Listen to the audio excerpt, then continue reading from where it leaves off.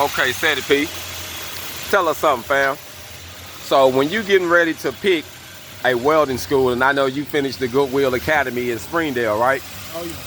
So when you picking a welding school, in your opinion, since you're already experienced, what would be the things you would look for before you just sign up and dive into this school?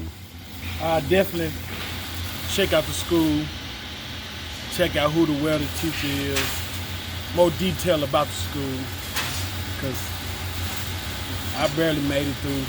If it weren't for Zach keeping us all on board, man, I wasn't telling you, we were gonna graduate. You know, the school had a lot of problems with the teachers, you know, but I'm glad I made it out. So tell me this, when you get ready to pick one, having the right instructor is very important then. Oh yeah. So you can have a nice facility and looking all pretty, but none of that matters, do it? No, it don't matter, man. Everything can be set up right, nice booths, with the machines, everything's good. But if you ain't got nobody that's willing to give it to you where you can get it, you wasting your time. If I would have knew, man, I'd have been in Little Rock with Coach. You heard what he said? Hog on.